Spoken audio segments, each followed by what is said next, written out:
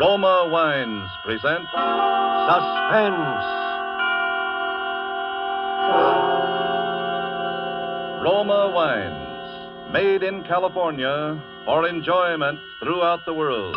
Salud. Your health, senor. Roma Wines toast the world. The wine for your table is Roma Wine, made in California for enjoyment throughout the world.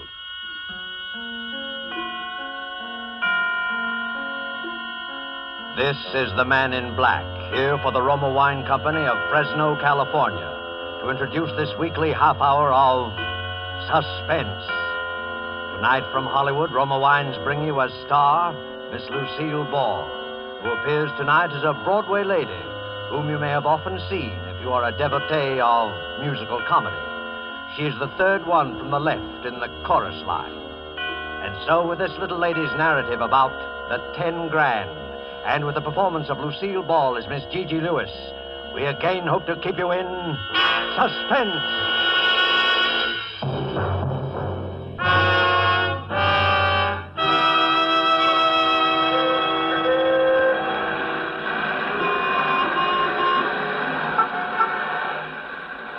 Well, on this particular night, I'm standing in front of the Broadway Lindy's with my nose practically pasted against the window. It's late and I'm hungry. I've been pounding the pavements all day doing the rounds of the manager's offices. You'd think a good hoofer like I ought to be able to land something with all the shows on the big street. But here I am, standing like General Sherman's statue in front of Lindy's, looking at the pasted-up menu and mentally overindulging in a big, thick, juicy T-bone steak smothered with onions. A comfortable crowd inside there can toy politely with their chicken sandwiches and their shrimp cocktails for all I care. Just give me a T-bone smothered with onions. Here I am with 5 cents in my handbag, literally.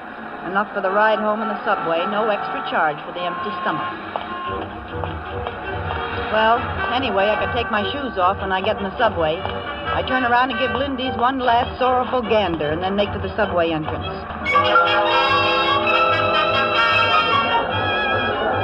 It's just the time the shows are letting out. Plenty of people from the taxi set are taking the subway home these nights, being short on tires and gas. So I get in that Times Square jam that looks like 5 o'clock p.m. and feels like a Russian pincers movement on the Polish border. I'm getting shoved toward the turnstile, so I quick try to get my handbag open to reach for that lonesome nickel. All of a sudden, I feel something jerk out of my hand. My bag is gone. I try to yell, "Stop! Hey, stop!" I twist around and see somebody, a little guy with short bow legs, running toward the stairs. "Stop that guy! Stop that guy! He's got my purse!" Hey, look, stop him! I'm trying to break out of the mob and after the purse snatcher, but I'm like the ace of spades being dealt off the bottom of the pack.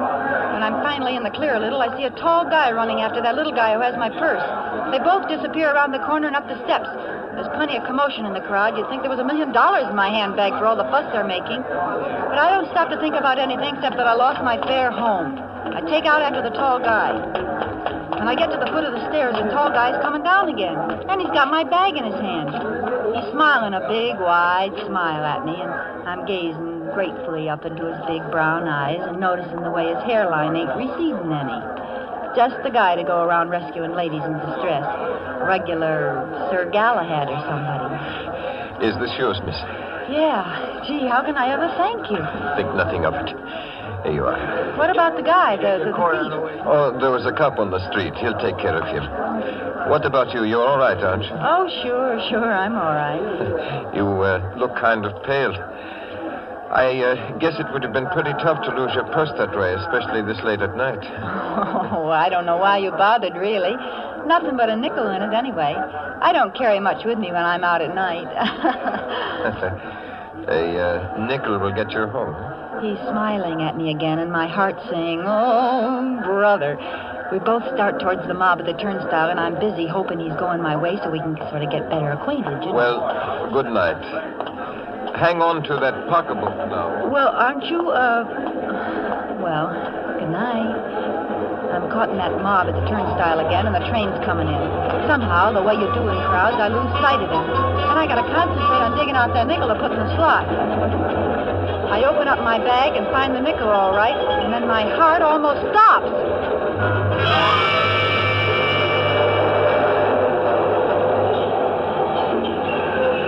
There in my handbag sits a great big wad of bills, folding money, cash. I managed to get the nickel in the slot and get myself through to the platform and on the train, all the while hanging onto that bag as if there were 10 grand in it. $10,000. Gee, it could be that much. The roll is big enough. My head's going around in crazy circles. The doors close behind me and everybody in the car is rushing to find a seat. Over the noise, I hear some contented soul whistling. I grab a seat next to a fat man who's taking up most of it. I sit there hanging onto my bag, not daring to look inside. I tell myself I'm dreaming. There's not really a big roll of bills in there. Extreme hunger is giving me the DTs. How would I get a bankroll as big as your fist? What am I doing with money? Then I remember the purse snatcher. He must have put it there. But why? The fat guy next to me tries to drum up a conversation. Nice night, ain't it? Yeah, cold. You the young lady what got her purse snatched? Yeah. Lucky thing you got it back, ain't it? Yeah, very lucky. I always say it ain't good for a young lady, especially a nice-looking dame like you, to carry a lot of money around when she's out nights. Huh? What makes you think I got a lot of money? Well, the way you carried on when that fella snatched your purse. Oh, yeah. I'm showing this fat palooka by my attitude that I don't go for conversing. I'm sitting there looking straight at the wall ads, and the one across from me is a big photo in natural color of Miss Subway in 1944. A Brooklyn girl, all dressed up and dripping with furs, and probably wearing Chanel No. 5. Money. All the money I need. No more pounding the pavements and waiting in outer offices for some two-bit job in a show that's due to close opening night. Clothes. A fur, maybe. Chanel No. 5, maybe. An apartment downtown with a switchboard to announce people instead of a fifth-floor walk-up in the Bronx. Food. T-bone steak smothered in onions. Just walk right in and order it. Fun. Maybe go to a nightclub. Say, though, maybe it's counterfeit dough. Maybe. See those guys coming through? They're cops. How do you know? They might be the Rover boys. I can spot a plainclothes dick in a minute. They all look alike. They all got a certain purrs and noise. Well, that don't prove they're dicks. I don't know. Maybe it's the way they part their hairs. Plainclothesmen. Looking for something, Hot money, maybe.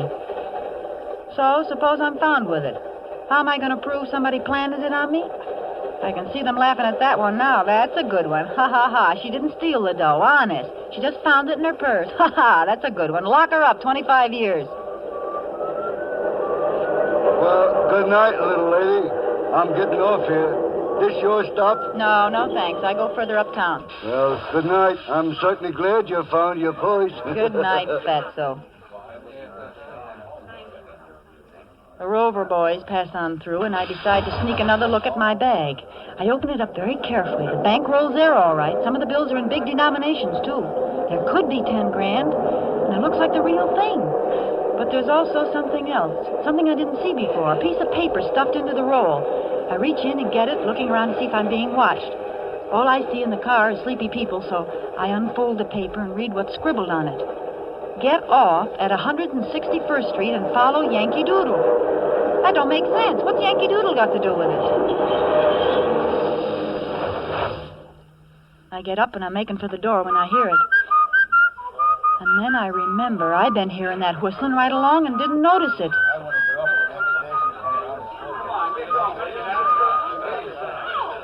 I back into the first empty seat and prepare to do some thinking. Somebody in this car wants that bankroll again. Could it be Sir Galahad?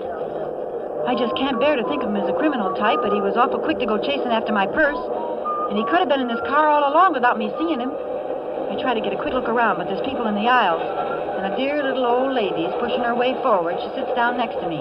I was sitting next to a man who kept snoring. Do you mind if I sit here? No, not at all. I didn't know there could be so much confusion in the subway this late at night. Well, in New York, you get to confusion 24 hours a day. Well, I guess I'm just not used to it, that's all. Say, you look like there's something wrong. What's the matter? Do you feel sick? I'm all right. Oh. Hey, she's passed out. Won't somebody help me? This woman's sick. Here. Look out. Here, give her a slug of this. This'll bring her to. Thanks, that's swell. Now, look, lady, just take a swallow. Won't hurt you. Go on. Swallow it. That's it. Oh, I'm terribly sorry, really. Well, forget it. How do you feel? I can't imagine what happened. All at once, everything seemed to whirl around. Sure you're all right now? I'll be fine in just a moment. Here's your medicine, mister. Thanks. It's okay. You're awfully kind. I didn't think people were so kind in a big city like this. You better take it easy now. Where do you get off? What's that? Where do you get off? Oh, 169th Street. That's where my sister lives.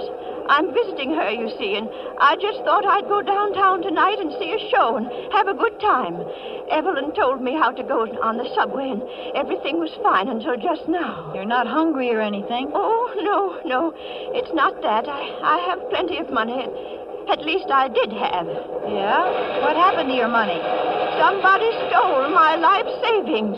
No, not really. Who'd do a thing like that? Eh? Who'd do a thing like that? Thing like that? Oh, I don't worry about it, you understand. I'll get the money back. How? Well, don't you remember the old saying? It takes a thief to catch a thief. I suppose so. Yes. Well, that's just how I plan to catch the person who stole my money. How much did you lose? What's that? How much did you lose? Oh, lose. Well, I had been saving it all my life, and there was at least, $10,000. Gee, that's too bad. Well, am I going to give it back to her if it turns out to be her money? How do I know she's not pulling a fast one? I remember that in shows, it's always the dear old lady who fakes a faint to get sympathy when she's really the brains of the mob. Yeah. I noticed she got a big gulp from the bottle while she had the chance. Well, supposing she is on the level, would I give her the money when I have it here? 10 grand? And me practically in the lap of luxury? Would I? Oh, my. Listen, do you know how to whistle? What a strange thing to ask me. As a matter of fact, yes, I do. Well, I'm awfully fond of whistling. You are? Are you? Well, you know, I was judged the champion whistler of the Ladies' Auxiliary at church back home. Oh, isn't that nice? Yes. Won't you whistle something for me? Oh, well, I couldn't. Not here. People would turn around and look at me. Well, you already caused quite a stir when you fainted. Oh, did I? Mm-hmm. Well, then, what would you like to hear? Yankee Doodle. Well, I'll try.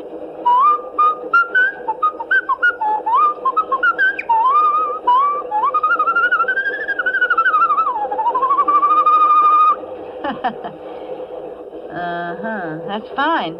But I guess it doesn't prove anything. I beg your pardon? I meant, how was it you say you lost all that money? Oh, the money. Why, the bank teller back home just ran off with the savings of practically everybody in town. Oh, it happened back home, huh? When? Well, now, let me see. Why, it must have been 5... No. It was just about 6 years ago. Oh. Yes, and why do you ask me? Well, I just thought maybe I thought you might have just lost it tonight the way you talked. Well, I hope I didn't alarm you. But I just keep knowing I'm going to get that money back someday. Yeah, I'm sure you will. Oh, listen. Somebody else is whistling Yankee Doodle now. That's very fine whistling, too. Isn't it, though? Yes. Yeah, and this time it's no old lady. I got an idea it's somebody who just possibly could have a slight case of murder on his mind.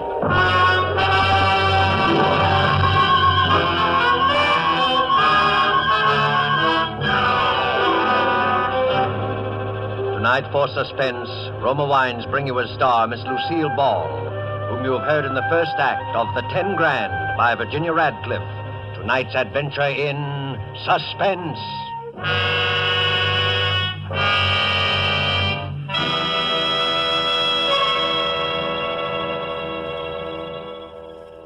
Far to the south of us is our good neighbor country, Ecuador, land of towering mountains, sweeping vistas. Let's imagine ourselves there now, dining on the roof terrace cafe of the exclusive Hotel Metropolitano in Guayaquil, Ecuador. Near us, an American has just complimented his hosts on the magnificent dinner, to which his host quickly responds, "Ah, yes, it is true that our foods are famous. But from your land comes a rare delicacy also, one which has spread the fame of your own California to many far corners of the world. It is this superb wine, so excellent that we in Ecuador import it from your United States. My friend, I drink to you in your own delicious Roma wine.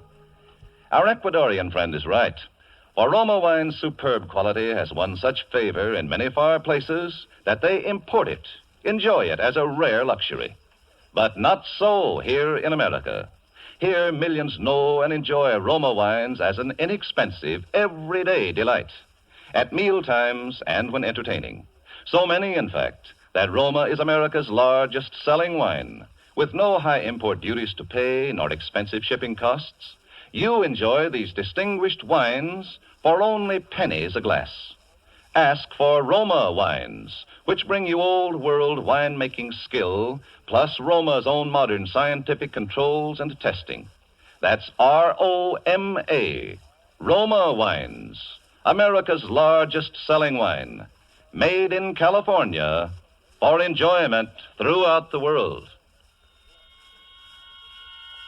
And now it is with pleasure that we bring back to our soundstage Lucille Ball in The 10 Grand, a tale well calculated to keep you in suspense.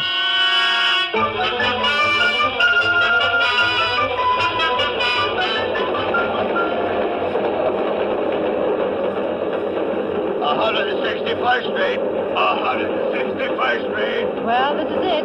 Oh, must have been dozing. Is this your station? Yeah, and the next stop is yours. Don't fall asleep and miss it now. Well, I won't. You've been very kind. I do want to thank you. No, think nothing of it. Well, good night. Good night, my dear. Now be careful crossing the street. Sure, don't worry. I'll be plenty careful. I get off the train. Stand for a minute on the platform looking around. I don't see Sir Galahad, but he could have gone through to another car and come out down the line. Several guys are on the platform, and they all hurry up the steps of the street. I go up, too. I look ahead at the block I have to travel. Then I hear it again, from the darkness of the street. I can't tell exactly where it's coming from, but I'm standing in the light, and whoever's after me has a pretty perfect target. I walk away, hugging my purse and shaking like 6 hangovers. I tell myself that pretty soon Yankee Doodle will grab me and take the money. Any second now. He wouldn't need to kill me. I haven't seen him, so I can't identify him. He could just take the money and leave. But suppose he enjoys killing people. Suppose he gets panicky all of a sudden and his finger slips on the trigger. Suppose he's a maniac. I think about screaming, but nobody'd hear me in time because screaming probably makes Yankee Doodle's trigger finger tremble. But why doesn't he do something? Why doesn't he take the money away from me and get it over with? Does he want me to offer it to him on a gold platter? Not Gigi. She's got a T-bone steak smothered in onions waiting for her if she ever gets out of this in one piece. But now I'm getting toward the next corner, and there's a dim street lamp on the other side. I see him. That's strange. He's been walking ahead of me all this time. Then I hear something else. Footsteps. Somebody behind me. I listen. That doesn't sound like the tread of somebody hurrying home to the little woman. That's a steady tread of somebody trailing somebody. I don't know how I know it, but I know it. There's Yankee Doodle up ahead, but here's also somebody behind me I don't like just by instinct. I'm sandwiched. I'm the ham between 2 slices of rye. I listen again. He's getting closer. By the time I reach the corner, he'll catch up with me. I try walking faster. He's walking faster, too. I turn around. I can see his dark shape behind me with a distant street lamp back of him. Then I see something else. Back away, across the street, is another man, walking fast. Now I got 3 of them.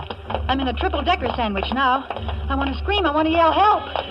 But my heart's got all mixed up in my larynx somehow, and I know I'd never be able to project my voice past the next crack on the sidewalk. They're catching up to me fast. If this is the end, sister, this is it.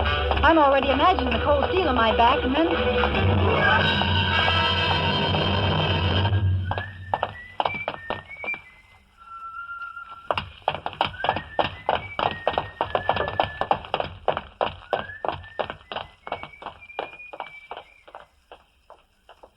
The 2 boys walk right on past me.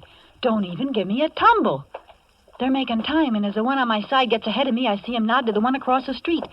They're not tailing me. They're after Yankee Doodle. They heard him whistle, and they'll be catching up with him any minute now. I heave a big sigh of relief and consider a quick exit back to the subway with my 10 grand. I can just barely see the 2 of them as they come close to the next street lamp. They could be plainclothesmen, but I don't think so somehow. In that case, they got an illegal desire to get something they think Yankee Doodle's got. Or maybe Yankee Doodle's the illegal part of the deal. Suppose he turns out to be Sir Galahad. It's pretty confusing, and I ain't happy about it either way. But something, I don't know what, makes me take after the two Rover boys instead of going my own way while I got the chance. I look up ahead. Yankee Doodle's a block away now, and he stops for a second under a streetlight. He's listening, I can tell that, even though he's too far away for me to tell if he's Sir Galahad. Then quickly he disappears into the shadows again. I'm trying to keep my heels from clicking too loud, but they sound like drum beats, so I take my shoes off quick. The Rover boys are up on the corner now, but I'm making it by the time they're halfway down the next block. The street lamp must have burned out along here because it's blacker than a Schiaparelli dinner dress. If only a police car would come by or something. Maybe Winchell would be cruising with the boys, yeah, and then he'd give me a plug in his column and it'd be easy for me to get a job. Oh, what am I thinking about things like that for now? Besides, there ain't a car on the street. There hasn't been one since I got off the subway. Suddenly, out of the blackness, a hand grabs my arm, another covers my mouth. Be quiet. Don't scream. It's me. Yeah, let's get down in the stairway where they can't see us against the light. Now. You didn't need to choke me. They'll come back this way in a minute. As soon as they found out they'd lost me. How'd you get here? I thought you was way ahead of them. I was. I ducked in here and let them pass. Are you with me? Why should I be? It's my life or theirs. So what? I got your purse back for you. Yeah, Sir Galahad. You got my money. It could be their money. Yes, but it isn't. Wait, they're coming back. I got an idea. I'll step out and say something, and you... All right. Get up there quick. They're coming. Well, hiya, boys.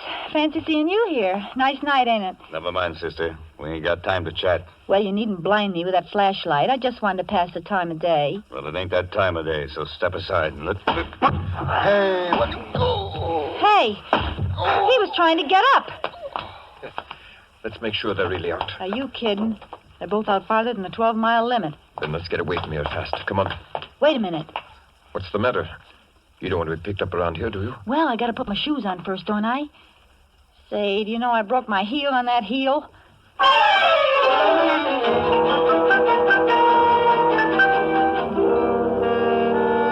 So, here we are, 15 minutes later, sitting in an all-night restaurant after running practically 12 blocks and me forgetting all about the fact my feet was killing me a couple hours ago. Sir Galahad's breathing just like normal, but I'm still sounding like a pair of bellows trying to catch my wind. He's looking at me and laughing in a nice way, and I don't mind. You know, what you need is a little regular exercise. It would get you in condition. A nice, steady job hoofing somewhere will do that for me. I wonder how long it will be before the cops find those guys. Maybe you ought to report it first, just to be on the safe side. No. It would be too dangerous. I have to get rid of the money first. Oh. No, I did not rob a bank. Well, there's other illegal ways to get 10 grand. Here comes the waitress. Better order, and then we can talk. Eh? I can't believe I'm really going to get a steak inside of me instead of hot lead. Wait until you see what the steak's like before you feel too happy. Know what you want yet? Yeah, a long time ago. T-bone steak, rare, smothered in onions. Make it 2, please. 2 T's, rare and buried. All right, shoot. What am I saying? I'm a Greek. Yeah?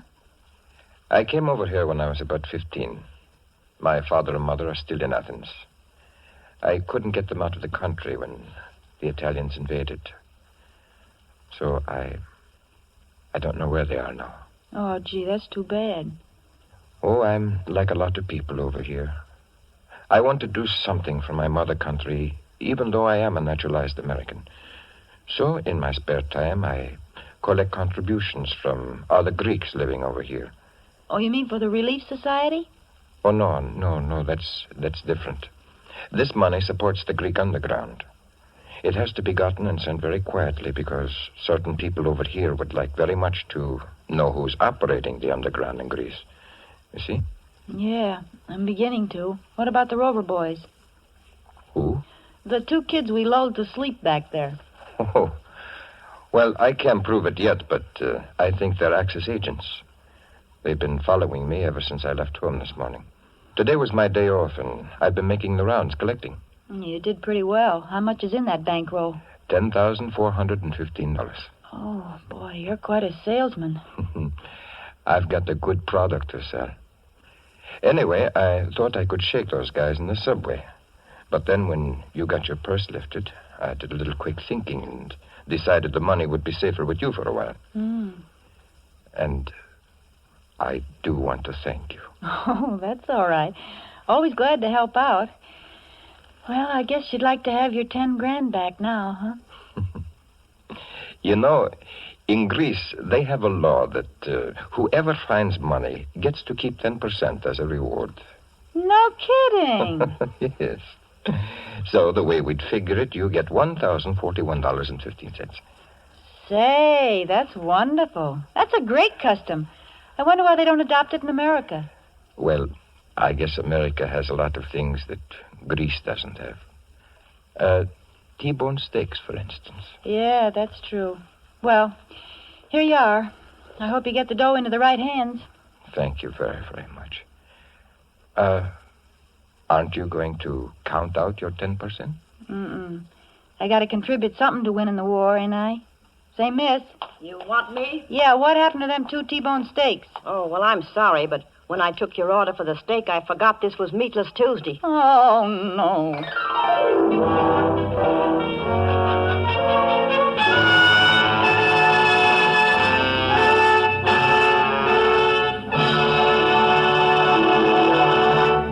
And so closes the 10 Grand, starring Lucille Ball. Tonight's tale of Suspense.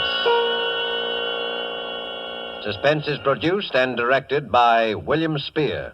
Have you had the thrilling experience of enjoying a meal prepared and served with delightful Roma wines?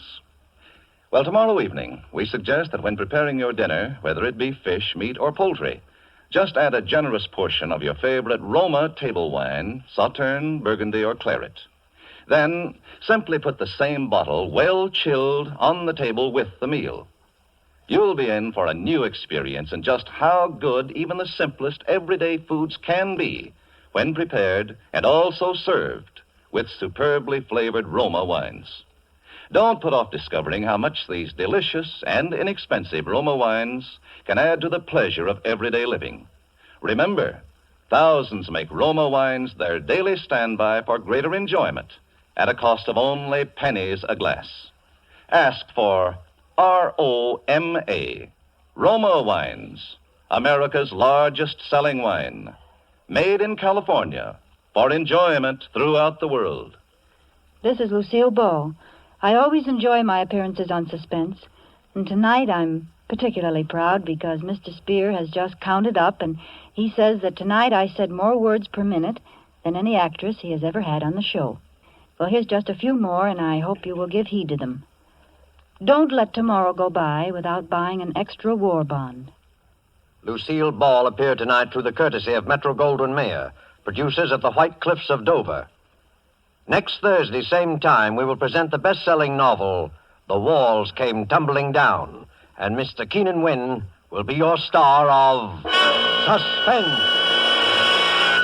Presented by Roma Wines, Roma, made in California for enjoyment throughout the world.